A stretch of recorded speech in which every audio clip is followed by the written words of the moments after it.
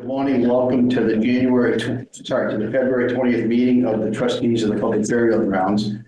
Call the meeting to order.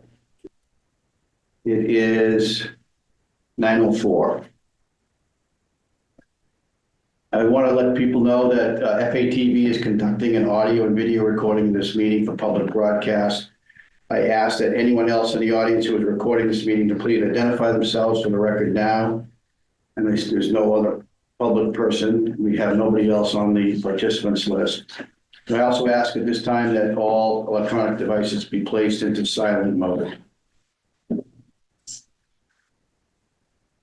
We don't have a flag here, we'll have to get them. All right, so now I want to just conduct a roll of the members. Jim McNamara, Chair. Andy Arthur, Trustee. George Marjanian, Trustee. All right, those are the members of the trustees, and in attendance, we also have Jacqueline Poirier. Yeah, Nick Erickson. We also have a special guest, the mayor of Fitchburg, Sam Squalia. Special, thank you. Okay, let's see what else here. All right, so I see that there's no one wishing to speak, so we'll move on to our agenda. All right, so the first agenda item is approval of January 16th meeting minutes. I know I didn't give you much time to look at those, but I don't know if anybody has any comments on them. Yeah. Is an E at the end of my name? Yeah. You know, I changed that. I had E and then I changed it for some reason. Okay, well, noted. And I'd like to move to approve the January 16 minutes as amended. As amended. Second. Any other discussion on that? All right, can I have a vote? Aye. Aye. Aye. All right, so the motion passes. The next agenda item is the update on the Friends of the Fitchburg Cemeteries. The reason I put this in there, I had noticed that I was unable to attend because I was out of town, but I got an email from Sally Cragen that they were having some gathering to kind of, solicit enthusiasm and update people on what's going on with the Friends. I don't know if anybody here was able to That was attend. postponed to the snow. It was, okay. Right. And I think she put a date, she got a tentative date, like early March. Okay. The first week, March 8th and 9th, I don't know. I just recollect that date. All right, good. Hopefully I'll be around for that one. We did talk about this the last time. So we had mentioned that we did get a donation from a private now defunct club. And it was in the papers. There's no secret. It was the St. Joseph's Club. They did make their donation to the Friends. The update the last time was that the Community Foundation had accepted the Friends as an individual fund in their organization. I did a little homework on them. It's an interesting organization. They've got like 240 different funds that they manage, including, family, philanthropic activity, other foundations. So they certainly know what they're doing. And they have accepted the Friends of the Fitchburg Cemeteries. So they'll manage an account for them. People can make donations to, your donation will be made to the Community Foundation with the notation that it is for the Friends of the Fitchburg Cemeteries. And in that way, the money would only be used for that purpose. So it's not going to be misdirected or used for some other purpose. The goal was to raise an additional $10,000. I'm not sure how close they are to their goal, but they're probably getting there. Well, how much did St. Joe's donate? 5,000. 5,000. Yeah. Now, I learned something from a city council meeting. Yeah. I was led to believe that they actually had in their bank account 8,000, of which they donated 5,000. They actually have 175,000. Yeah, they have a lot of money. They have a lot of money, which I was totally unaware that they had that much. So they sold the building. I knew a lot of members there. They sold the building, paid their debts, paid their taxes, and then the money that was left, they decided to distribute. Right. Rather than give it back to the state or whoever else they would give it to. So. Right. Well, we're very thankful to St. Joe. Yeah.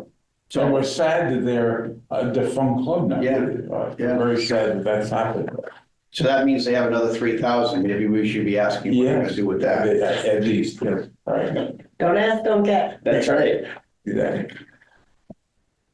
All right, so I don't have any further updates on their activities, so I'll wait to get an email that I'm sure the Friends will send out to everybody when they have their next gathering.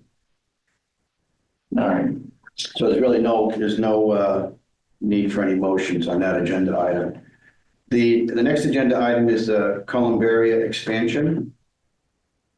Okay, so I first need to thank Nick and the engineering team because they have been allotting a lot of time for our different projects. And this is another one that they're working on for us.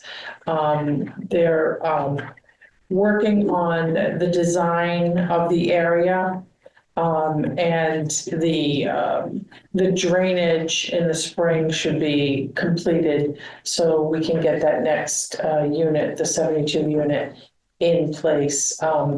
Hopefully, spring, summer timeframe. Whenever spring arrives. Yeah. Yeah, we definitely need that thaw in order to put the foundation in and start that project. And it is in purchasing right now. It's gone in there for the bids to go out, and I believe they're due back March 18th. Okay. Yeah.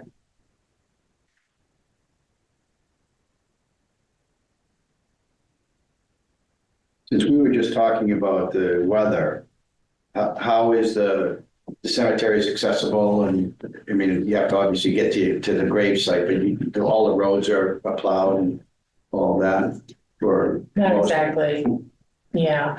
They went in over the weekend and we had 2 funerals on Tuesday. So they went in on Monday to clear. And like the streets, I mean, Yeah. it is like, if you didn't get it and clear it right then, it is, it's hard as a rock. Yeah. And the 2 graves were dug prior to the storm, but then we've had, a couple graves this week, and it's a challenge, and it takes a lot of time to get to the grave, clear it, Yeah. and go ahead and heat it up to be able to dig it. So their concentration obviously is to get our burials. That's a top priority. So the cemetery isn't totally dug out. The main roads are, and our funeral today, they were gonna call the DPW, ask for salt if they had any, and hopefully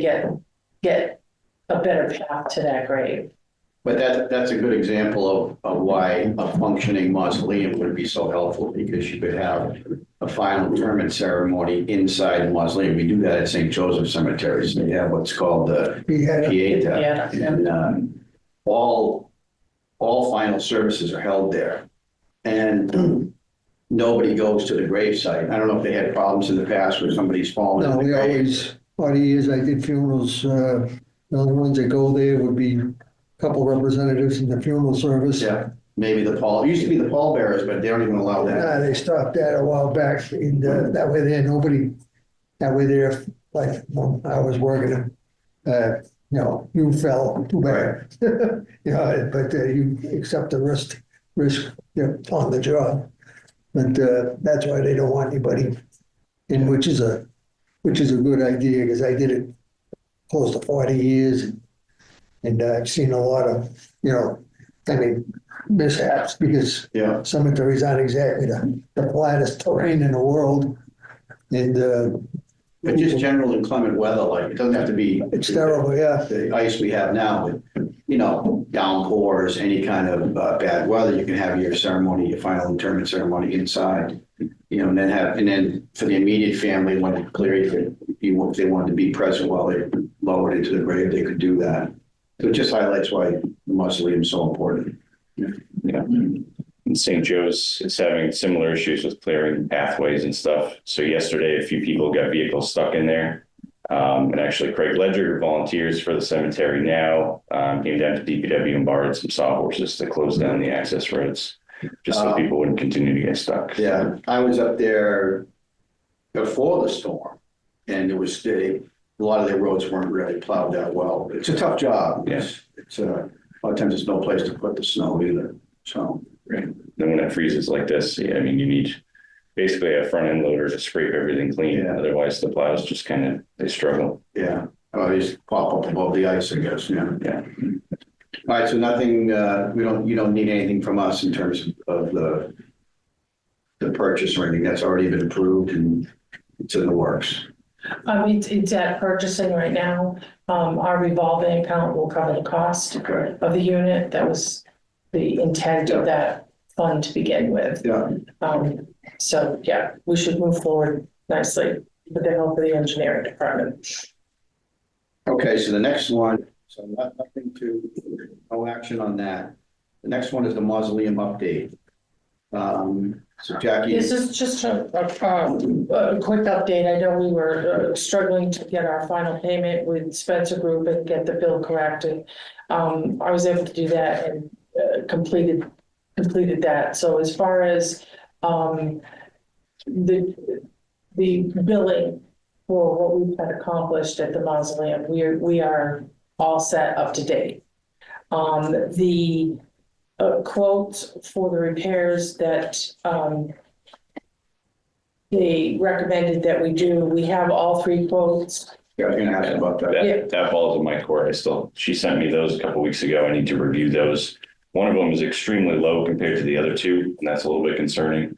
So we're just going to make sure the scopes all match. Otherwise, the concern is that really low cost is missing something from there. So is that the one you mentioned the last time? It was half the cost of the higher? That was actually, we went out for a 3rd quote. Yeah. And we were waiting for it. We finally got it and it's way low. No. It's like Yeah. this is a quarter of the high bid. High quote. And this is one of the on-call vendors. Correct. Third Right. quote. This is the 3rd on-call vendor. Correct. We do have a little time because at this point it's all frozen up on that roof. So they couldn't possibly do Right. any sealing of the vents and everything. So we have the 3 and Nick's gonna look at it to make sure that are they actually all quoting the same thing? They were all given the same, it looks the same, but we just want to make sure. Yeah, we might have to follow up with some questions to the companies too, just to make sure. Yeah, the low bidder then usually has a bunch of upcharges, they say, oh, you wanted roofing tiles? We didn't know that. Right. So, And the high bidder is Rockwell, which has a good reputation. They do good work in the city. So chances are you get what you pay for in this case. So that's why we're going to do our due diligence with the 2 low bidders. Corolla. Who I haven't worked with before. Have you worked with them at all before? No. I'd be happy to take a look too if you want. Okay, I'll forward them to you too. There right now. have we given any further thought to going back to the high bidder and asking him to rebid and tell him that you're too high? It's not a bad idea. As long as we make sure that all the scopes are the same. Right. I suppose we could go back to Rockwell and say, hey, you're the high bidder right now, but we'd like you to do the work. Can you sharpen your pencil at all? And Sam, what are the rules on that? So you go out and get 3 bids. You don't have to take the low bidder, do you? The lowest qualified bidder Okay. is the terminology. You would have to have justification for not going with the lowest of the 3 prices. So that justification could be, we're concerned about the actual scope and what's included in that number. Or if we have some evidence of them doing poor quality work compared to others, that type of thing. Something that would hold up in a court if we were to go and say, this is why we chose this company instead of the low. Okay, I thought you could pick any of the lowest 3, but obviously that's not the case. So I guess another reason that if we think that Rockwell is really the high quality vendor, we should go back and say, hey, you're not going to make it. We'd like to work with you. Is there any way to reduce the cost? Again, assuming we're all bidding on the same scope of work. Right. Yeah. I think that's a good. Well, I think performance history is important. The Rockwell has proven that, it does good work. Yeah, they're like the industry leader, I would say, in roofing around here. Everyone knows Rockwell. Everyone's had good experiences with them. Right. The other 2 bidders, are they where are they? I know Rockwell's right here in Leominster. Yeah. We used to use them at the state, I mean, because pick up the phone and they were there in 10 minutes. Where are the other two? I think North Star is located out of Shirley, and they were the bid in the middle. And North Star used to be in Leominster, and a lot of work with North Star there, so very good. Yeah, they actually did the mausoleum downspouts last year for us. When they were stolen, they did the replacement on it. But you said they're not one of the vendors, Unfortunately, they are not one of the vendors. whatever the on-call, so an approved vendor for the city. Yeah. Yeah, so then we were going for 3 quotes just to see why was Rockwell so high, and this one came in, North Star came in like half the price, and this other one came even lower. So, Corolla's out of Winthrop.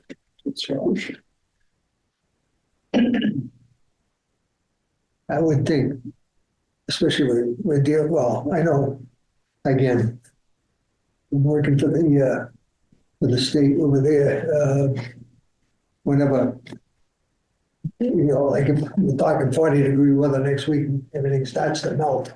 It's a nightmare because, you get nothing but flat roofs. And that's where Rockwell, couldn't put a price on them because they were right there. You'd call them, they'd break off, cruise off and job just to come. I mean, they make a lot of money from us. I grant you that. But they were right there. And they do a good job. And they tell you if they had to come back, we just did temporary. We'll be back in the spring, or we'll be back, it's exposed. So, I mean, even if they, like I say, maybe a few bucks more, but it's like buying an insurance policy almost. Just my thought. Well, there's also a benefit having someone local firm rather than a firm, more than an hour away. Yeah. Right. Yeah. But, it's a question of magnitude, the difference between 1,000 and 2,000 is not that much, but Yeah. 50,000, 100,000, obviously that's a big difference, so. Yeah, in this case, I think roughly it was 25K for Rockwell, 15K-ish for North Star, and then 6,700 for Corolla. So you've got pretty wildly different Yeah, prices there. that suggests that they didn't have a full concept in mind, to be that low. Especially if they're coming out of Winthrop. I mean, that's Yeah, travel theoretically a time. higher mobilization fee than North Star or Rockwell. So. Yeah.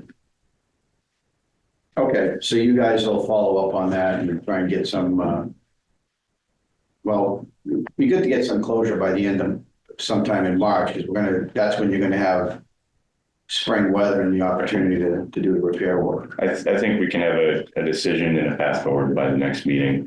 So I just forwarded the mayor the 3 quotes. So Look at we'll take a look, and if we need to, we'll go back to North Star and ask them to sharpen their pencil, and make sure that the other 2 have the right scope. Yeah, well, Rockwell to sharpen their pencil. Yeah. Okay. All right, good. The next one was the Mount Elam expansion update. So this is the area that runs parallel with Mount Elam. And we're looking to possibly put some double deck vaults. And so engineering was helping me. The people that do the ground penetrating radar wanted the size of the area and like a Google map of where it was going. It's about 17,000 square feet that we want them to do the ground penetrating radar. We're looking for ledge, large rock, anything that would prohibit us from being able to put graves there. And then we have to do some type of soil testing to make sure that the ground could handle the double deck vaults, because we tried that. So these are stacked on top of one another? Yes, they're installed prior to any interments there.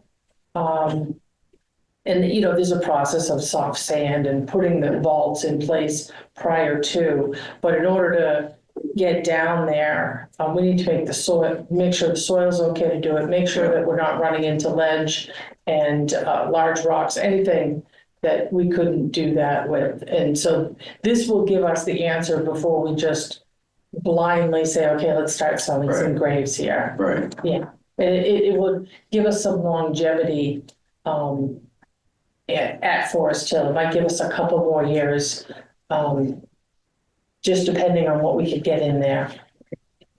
So how many graves do you think you might get in that square footage? I think the last estimate that I saw was about 250 to 300. Yes, So that's a couple of years. yeah. Mm-hmm. That would really help, yeah.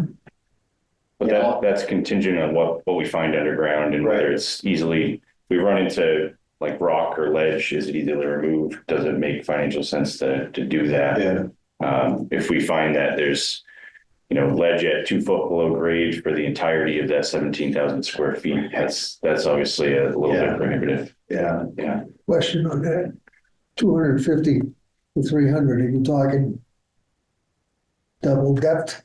In other words, or are you talking, how can you put this?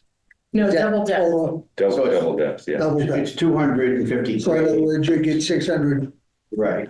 you could get 600 in there if you came up with 300, right? Potentially. Yeah, okay, I just want to make. The radar will tell us what's there. And then from there, we need to do the soil testing. Now, from local legend, it was like section Q, which means it was a dumping ground, which is not conducive to double depth. But we want to check every avenue we can to extend that longevity. It'd be cheaper to do something there than across the road over at the other expansion site. You mean the one on the other side of Electric Ave? Correct, yeah. Has anybody done even a ballpark estimate of what it would cost to turn that into a cemetery? So we did that back in 2018, I believe. There was a phase 2 of the cemetery, Forest Hill Cemetery Master Plan that was done. And they went from the conceptual to like the 10% analysis, basically, and they put together a rough cost estimate for all the site work. At the time, it was a building, a crematorium, and a few other different items. It was split into 3 phases, I think. Yes. And each phase had a cost associated with it.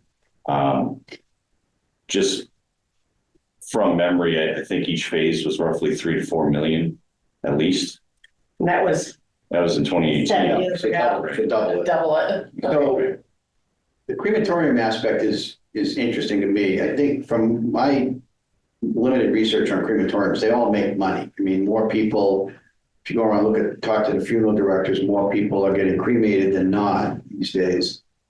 And so I didn't know if that was something the city had initially considered as an option, right, to have its own crematorium and make money from it. That's an option on the plans as Yeah. well, but it's expensive Yeah. and Yeah, it was brought up as an idea. It was evaluated. At the time, the city decided not to, move forward with that or any of the phase 2 master plan expansion, just because of lack of funds. I think it's still on the table.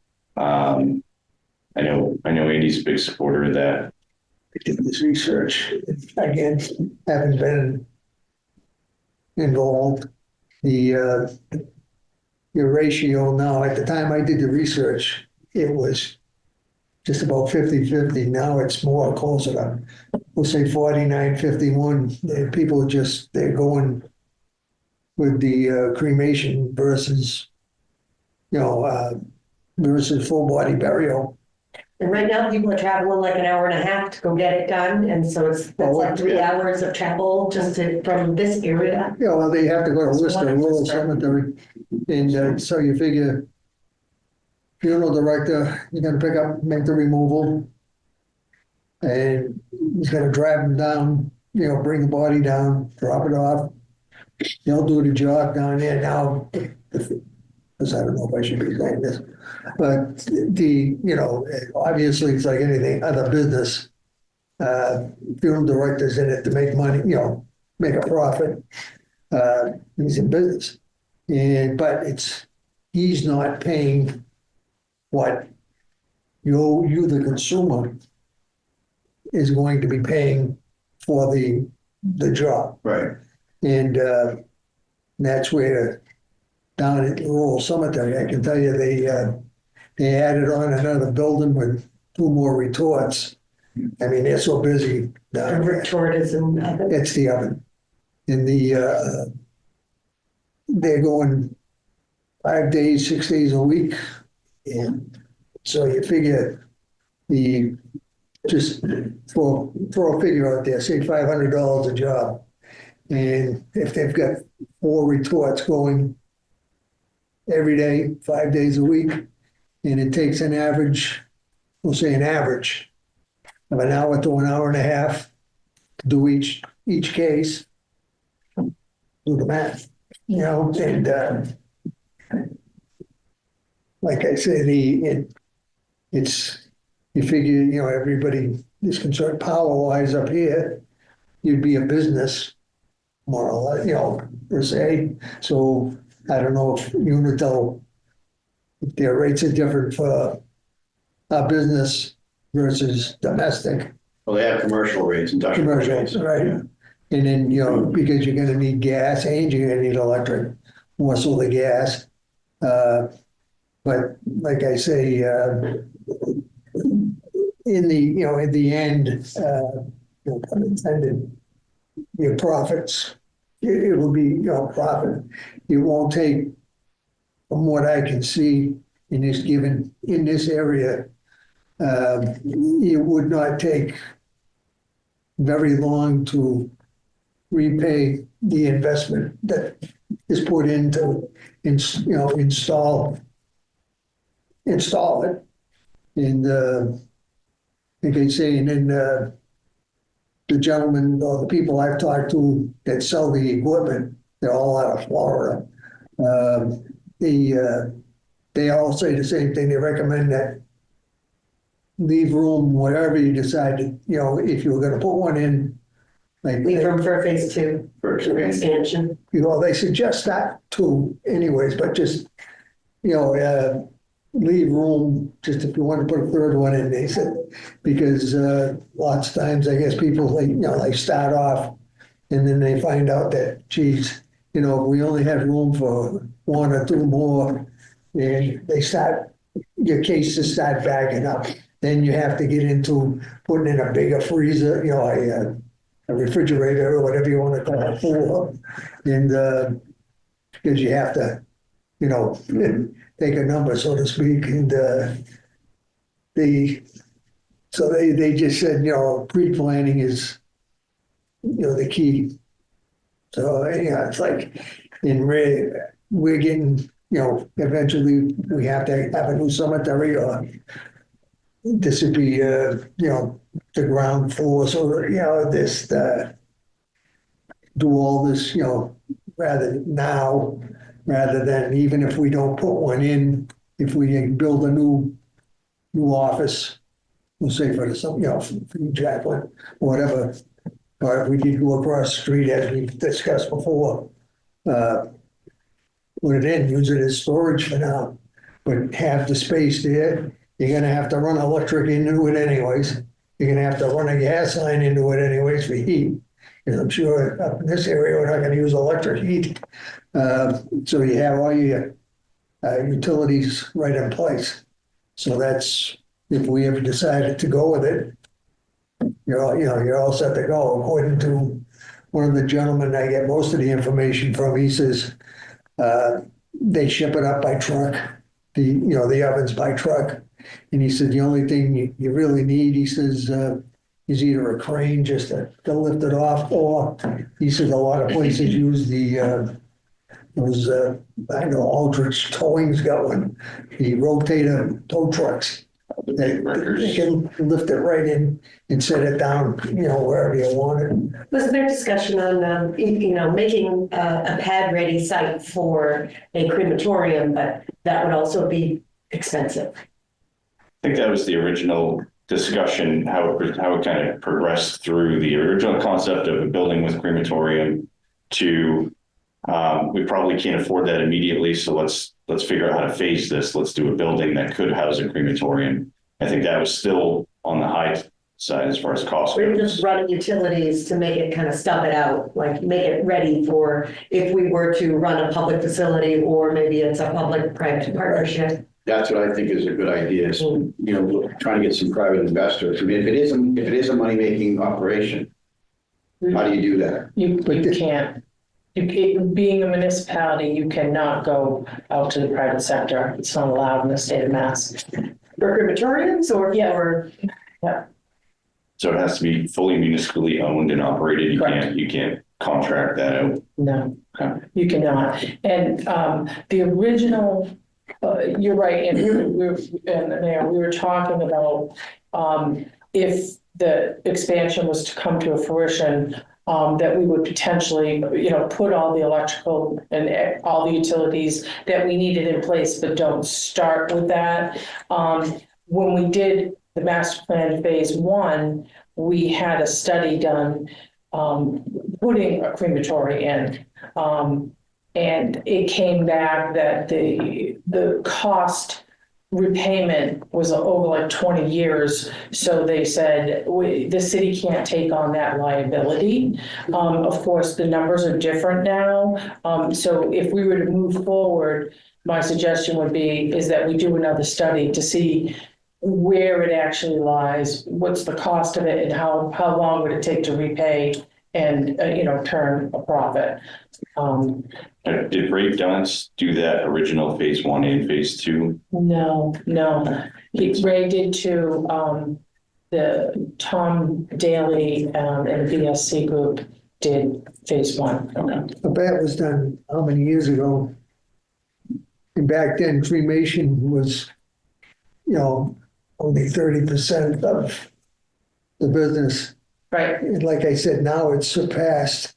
We've overtaken full body burial. So, I mean, just volume wise, you're way ahead of the game than what I'm sure they quoted you back then.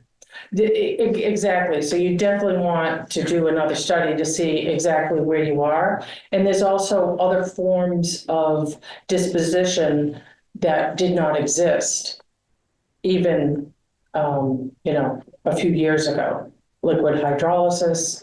They're now doing. Yeah, but now you're getting really into the EPA though, aren't you?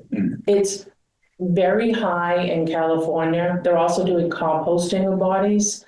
That's like the green burials. Correct. Yeah, it's a different form of disposition of bodies. So that also kind of plays in of, California was way ahead on the cremation rates opposed to ours as well. We're a little slower to catch up with the trends, but it's something that needs to be kind of looked at as well.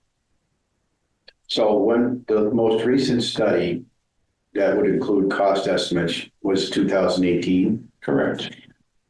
That was phase 2 master. Phase 2, but he didn't do anything with the crematorium. He just did a cost estimate for construction of the site work, the building, Yes. et cetera. Yes. So that cost analysis for the crematorium, was that done as part of phase 1? Phase 1. What was the year on that? Oh, I maybe 2008. I could be lying. So that's. Do you recall what that cost estimate was to build a functioning crematorium? Not off the top of my head. I can look it up. Wasn't it like 10 million-ish?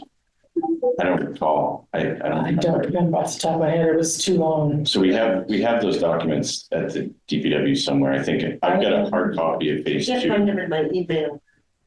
My folder here. It'd be interesting to look at those. Because I that can means, forward if that's them the to case, you. that means it's going to be 25 or 30 million. Yeah. Do you have those electronically? Yes. Could you forward those to just the whole group? Yep. That'd be awesome. Good. Be interesting. One other thing that one of the gentlemen told me, which, and I read about this myself, is interesting. Everybody will say, ugh, but you can take heat recovery from, when you're running Mhm. the system, and heat the building with it. So Yeah, radiant heat. yeah, Well, if you're just taking heat from the chimney, basically. well, yeah, you're recovering the heat right from the, I mean, you're looking at 1,800 degrees, Yeah. in furnace temperature. And so your waste heat, your effluent going out the chimney, you can capture that, heat recovery system, heat the building. If we'll say the landing pad going into the building where, people are going to be there, some, like you say, you have certain religious groups that want to see, so I mean, you could run heat out in the driveway or the landing pad where people come in just to keep it melted in the winter, but there's different, like I say, they're constantly coming up with new thing. I mean, that's a lot of waste heat going out. And one of the biggest things I would say would probably, cost-wise, is probably going to be the scrubbing system for the, for the chimney, for the effluent. Because there's no smoke. Today's modern, the modern ones.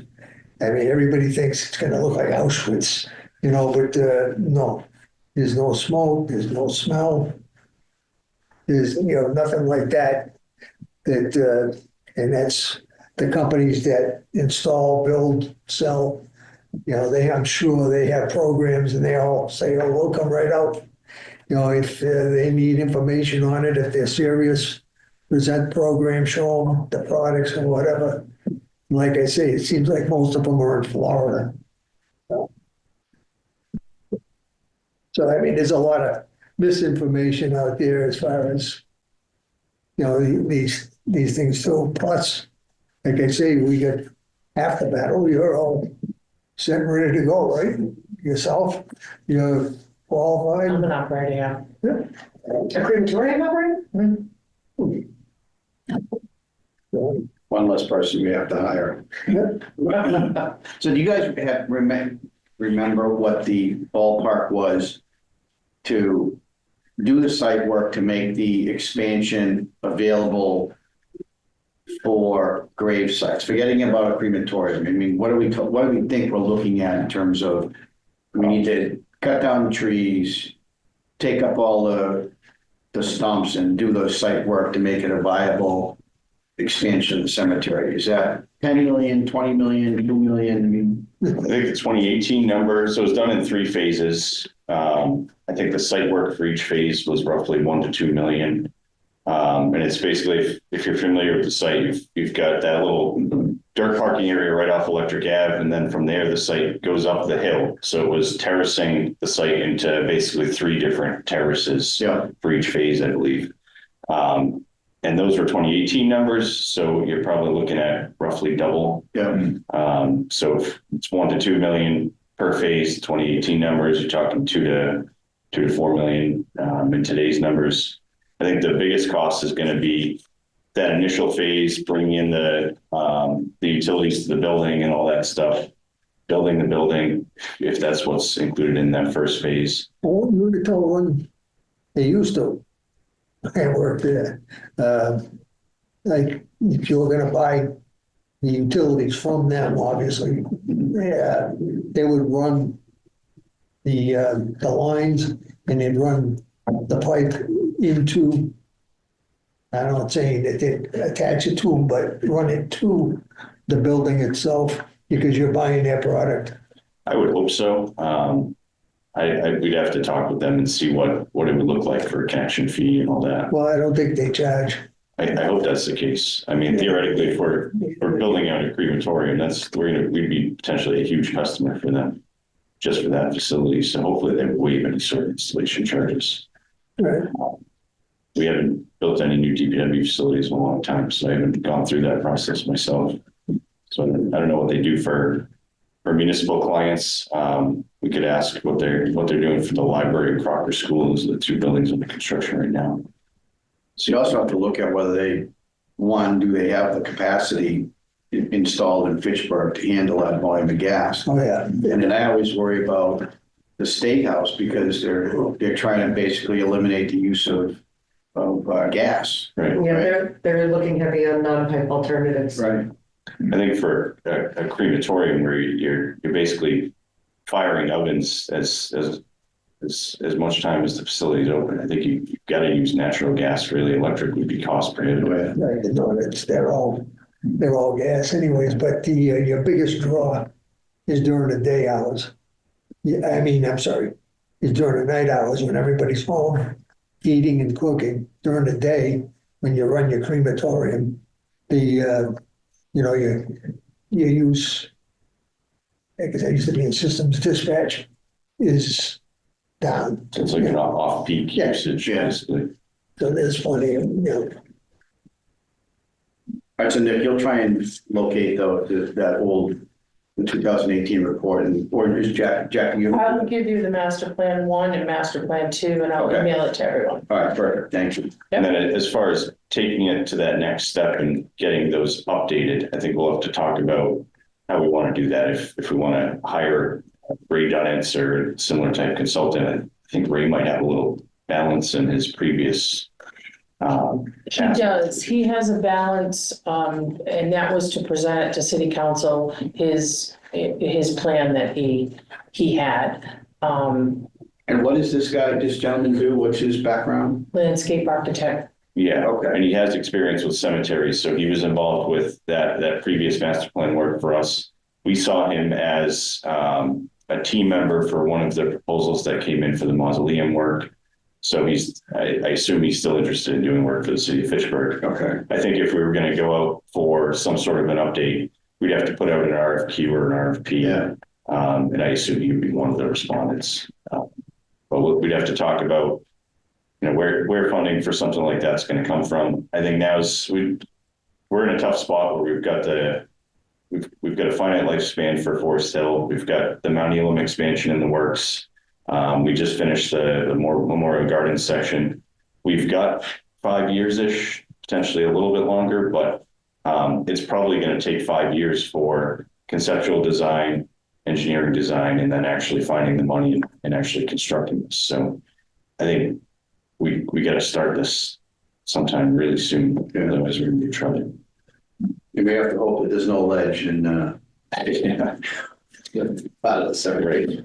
But right now, the big question is, it's not like we've got 200K sitting in an account to start this engineering project. So we got to figure out what the best option is.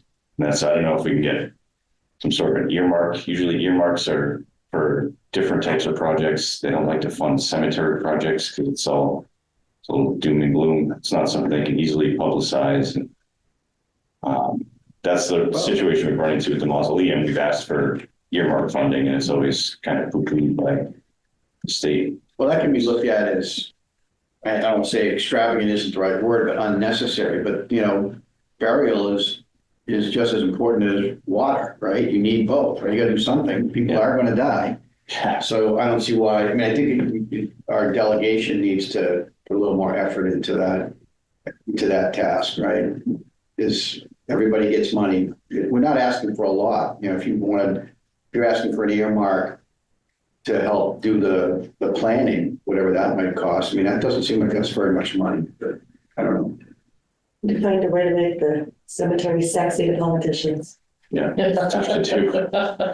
Wow, we're gonna bring the bodies to the state house. So what do you want to do? You just went way. I mean, maybe if we kind of focus it all around the feasibility study for the crematorium, building on past data or something that's a little bit more, that's a regional asset in a sense, because it would be filling a void here. You get Worcester as the closest place, but that's 45 minutes away. So maybe it would be a good idea to meet with maybe Kushmerik's office or Cronin or someone, kind of go over.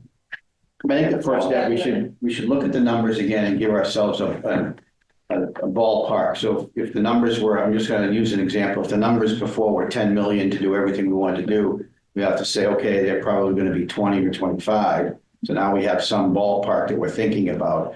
Then we need to go and talk to our delegation and say, look, here's what we're thinking. This is not something that's affordable to the city or required by law to maintain our cemeteries and, you know, take all comers, so to speak. So, you know, how can you help? What options are there at the state level? Yeah. Yeah. That's a good way to do it. And the federal level for that matter. I know everything's being cut now, but that's the other step too, is to look at what can Trahan's office tell us? Trahan's office specifically is the one that we floated the idea of the mausoleum before and was told flat out no. It's got to be like a water sewer environment type project. We have had success with Representative Kushmer getting us an earmark for the Memorial Gardens section. Yeah. That was $25,000 to help build that wall right along Rollstone there. $25,000 I don't think would go a long ways with all this, but Helps it helps. something, I mean, order of magnitude higher than that, I think would get us 100,000. like 100,000 or a little bit more would get us a decent conceptual study going. Yeah, so you have to figure out how to position this in the best light. You know, like I said, cemeteries aren't something that people want to put money into, but They want to think about it. right, at all.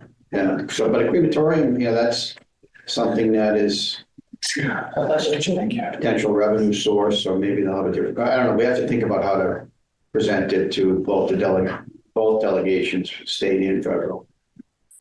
Tell them it's hot. It'd be nice to beat the airport as far as bringing in a revenue for a change, huh? Isn't the airport the highest? The one as far as making money for the city? Airport Yeah, no, making money? yeah. Well, it's also, They're arguably breaking even. yeah, they're not losing. They're arguably not losing They're not money. losing. See, we be Apparently. making money. Just self-sustained. Okay. All right, so Chapman will send that information to all of us. All right, so the last item on the agenda is the superintendent's report. Jackie, maybe you've already talked about it. I've talked about most of this stuff, so just a few more items is that your committee for the budget, Nick, myself, and Courtney will be meeting with the mayor on the 25th for that first initial budget meeting. After that, then we'll set up a meeting with your committee to go over some budget items. So let's schedule that before the second week, before the 17th of March, because I'm going to be in Florida for 2 weeks. Nice. Okay. All right, we'll keep that in mind. Till the end of April, so Oh, even it's nicer. even nicer. Good I for have time to get work done. Okay, so So, for yeah, March so 17th. what's that? So that will be the 15th.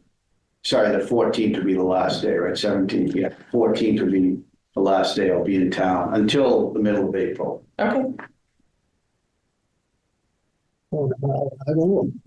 Pardon? You're going to Mar-a-Lago or? No, we go to Bonita Springs for the month of April, just going early this year. So that and in the Memorial Gardens area that Nick was talking about earlier, engineering is working on my sales technique in CAD of showing the 600 graves, which ones are sold, which ones are available. So they're in the process of sharpening that up and finishing that up for me. And that would help as far as doing everything manually. We'd be able to figure out how frequently we would update that to be able to use that as a, you know, a good tool for selling in that area. And then we're just waiting for pavement in the spring, but I think we're all set for that. So I noticed on your report, this cemetery software is on hold. Is that for budgetary issues? We did talk about it a little bit last meeting, whether to continue with what we have and just have more information added to it, or, you know, how we would go about purchasing new software. So I don't know if we. Sure what that was. So any update on that? So I did reach out to a company that had originally put a bid in the last time, and got some information from them. And basically, I wouldn't have the same level of service from them with the budget constraints that we have. It would cost annually $5,000. I wouldn't be able to have any of my DD 214s, pictures of the grave, obituaries, any of the pictures that I have on there wouldn't be available to me because we wouldn't have that feature brought in. So we'd be paying more and I'd have less. Unless we can afford a whole new cemetery software, Yeah. it doesn't make a lot of sense to do the piecemeal and go backwards until we can afford it. So that's my recommendation. I've talked to Nick about it, and so, you know, we're in process at this point. But All right, and you're able to do what you need to do with the software you have. I need to bring the Computemps back in. There's some things I haven't done all year because I haven't been able to. So I need to get them back on if that's a viable option. Is this something that the volunteers for the Friends of Fitchburg Cemeteries could help accomplish? Like entering records? Is it a programming issue or is it a data input issue? For my end? For what you want, the additional that you would like to do. You said you haven't done something all year because you can't. Is that because you don't have staff or you don't have the functional capability in the software? I do not have the functional capability in the software. I need the company to design and add, like we've added a bunch of forms. They're saved on my computer, but they're not connected to the database. So the longer time goes, the longer it's going to take me to backtrack and get it attached to their record. So you're saying you need a consultant to add that functionality to the system? Yeah, I need Computemps to do that for me. Any idea what you think they would charge for that? She has a set rate per hour, and I've generally spent around 10,000 a year, and that's the problem was that we need to go out to bid now because I've done that for more than 5 years.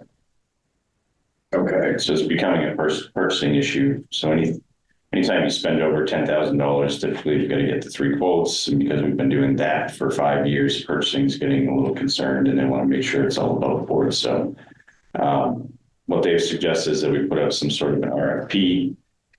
Basically designed around Computemps, and expecting that Computemps would be one of the only qualified respondents, and get them on board that way so that we could have them do some of the work that Jacqueline mentioned.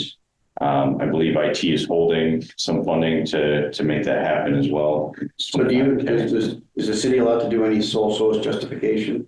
They are. You have to justify that with purchasing, and then they're willing to have us fill out that sole source paperwork and all that.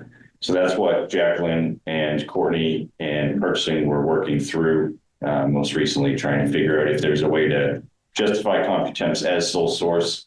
The way that purchasing sees it is it's really programming and database work, which basically anyone can do that has that type of experience. So they were hesitant to qualify Computemps as sole source. That's why they would prefer us to put together an RFP that we would go out with that would allow us to select Computemps as the most preferred vendor.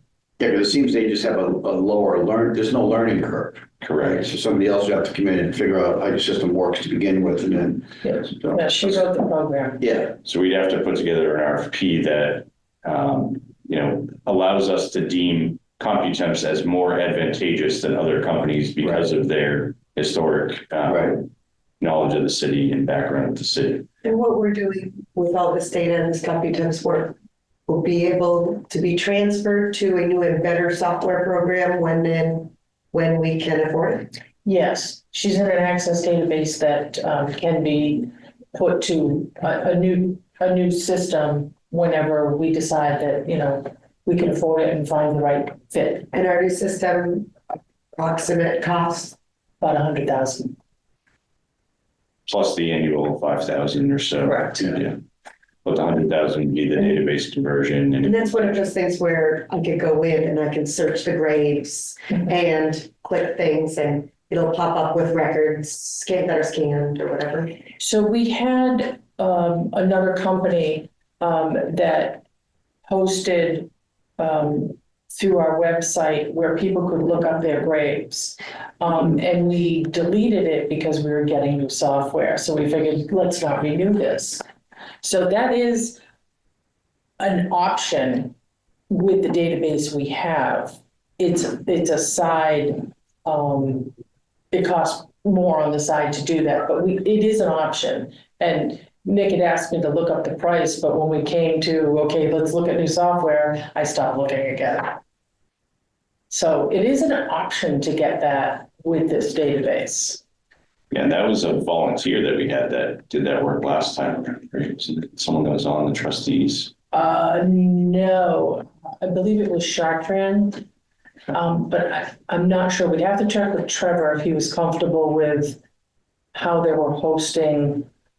And like when I put a new person who had passed in there, they were updating every couple days or at nighttime.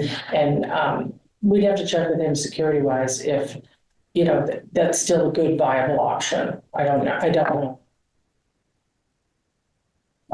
But that third-party software would be, I think, a little bit more expensive than we can afford right now. I mean, just knowing the budget that we're dealing with, I don't see us being able to spend 120K on software in the next couple of years. So the only other alternative really is to make it work with the Computemps work, and then maybe add that feature that Jacqueline just mentioned, where It was relatively inexpensive when we were doing it. we can investigate that again too. Do you have backup information for these quotes? Like all I have is the 3 quotes and they look like they're 2 of them like identical. What did we give to them with the quote? For the mausoleum project. Petros, the OMP, gave us a suggestion, and there was a list of what he wanted that would be a temporary fix for us. So I basically copy and pasted the list that he gave them, and I gave it to each of them. Okay, because they all were I'll forward that. fairly to- comparable to each other. That's So- why I was confused. This is the scope that Petros had given us. You said you just kind of copied and pasted those bullets. Basically, yeah. Mhm. Yeah, because 2 of them are basically identical and in the same order. So it seems like they both have the same Yeah, list. I mean, it's not a huge scope. I think 25K is a little crazy. I was it's thinking actually somewhere 35. 35K. It was 35. I was thinking somewhere around 10K. So the Corolla price seems a little more reasonable. Let me ask you a question about what records you're maintaining as far as for individual graves, as far as the software, maintaining the grave location, you said the obituary, what are the records being kept as far as each individual grave site? Okay, so when somebody passes, we have that interment order, and it basically gives all their data, when they were born, when they passed, whether they're a veteran, what ward did they serve in, next of kin information, All right, so it's basically, grave number, that's the basic invoice. Then We do the DD 214 if they're a veteran. We do the obituary. We do, If you have a video, and you have actually people who are buried in Forest Hill, which there is no, has never been an obituary. Are there not individuals who are buried, of which you have no record of any obituaries? correct. Back in the old days, there's a safe at the DPW that they cut them out and they're in there, but not back to the 1856. Okay. Not way back. Right. But if we have the obituary, it's scanned, it's put in their file. The stone, but that's just recently, since I started working with Priscilla after the last time we weren't going to get the software. The thought is let's make this as woofy as we can with the funds we have available. So if somebody puts a stone in, like any stone in the Memorial Grounds area, Memorial Gardens, I'm sorry, we take a picture of it, it's up there. So I know that the individual has a stone. If they're out of spec, like say somebody's putting a bunch of artificial flowers and pinwheels, I'll take a picture of it.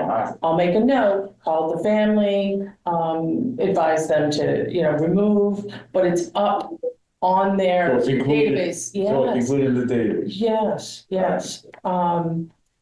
I'm trying, there's a bunch of other things, I'm just trying to think off the top of my head what we have in there. The license of burial that we recently started doing, that is up there. So it basically trying to make it so I don't have to pull all paper information from everywhere. I can just look at their data and everything is at my fingertips. If I need to talk to the family about something, there's a place for me to make notes. So not just me, but anybody else can look if they were sitting at my desk and know everything that's going on with that family. Okay.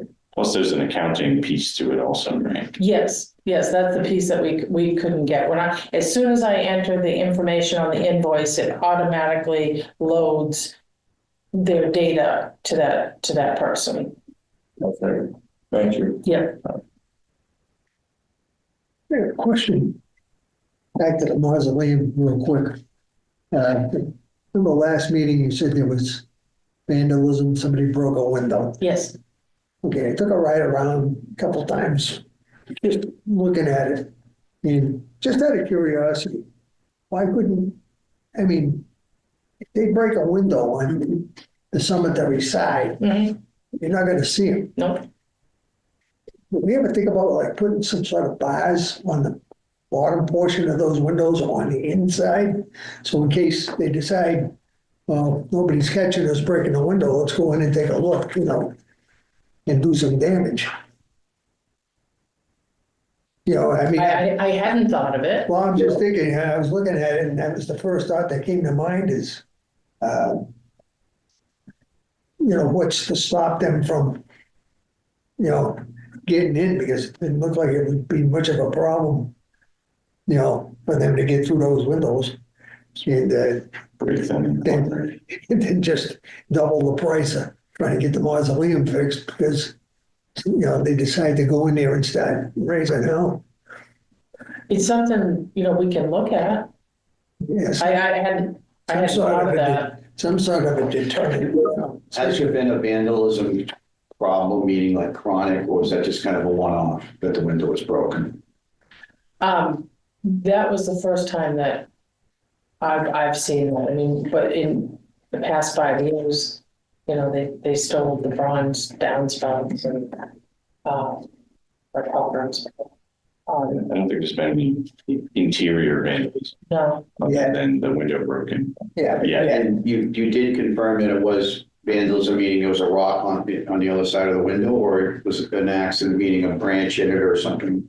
No, the police were actually called, but they didn't catch him. It was actually an alcoholic bottle inside, broken. Yeah. But when we did replace it, it was replaced with the type of glass, like a windshield that it won't shatter any longer. And it was relatively inexpensive. And a few more windows that have cracks and, so possibly in the spring, we look at doing another window and, taking care of them so they won't shatter all over the place. But yes, something we can look at to see. I think we got to just take some measurements, get something fabricated at a metal shop, and then you could probably fasten to the interior window frame somehow. Yeah, I mean, imagine a couple kids get in there, what they could do. Getting back to the budget, what is the number for the budget, reduction in budget? I'm assuming you're asking everybody to cut their budgets by some percent. I believe their ask is 5%. We're getting an outside audit conducted right now to look at our finances, a snapshot right now of where we are, and then I want a 5-year forecast. But preliminary numbers are not good. They're grave. No, pun intended on that one. So our overall plan is to meet with the mayor and finance team, present the budget as Jacqueline has it currently drafted, wait for some feedback, make some tweaks, then sit with you folks, go over all the numbers where we're landing, and then hopefully get your approval on that, and then submit our final budgets to the mayor and our finance team. Okay. That's how we envision it all kind of shaking out. We're meeting next week, I believe. 25th. 25th, yeah. I think it's a full day of DPW meetings. Yeah, one after another. DPW day. Yeah. DPW gloom and doom budget day. Right. And you gotta pay back that salt to DOT, so. Yep. Yeah, you gotta send them 400 loads, 400 tons. All right, Jacqueline, did you have anything else you wanted to comment? No, on that the report? was all.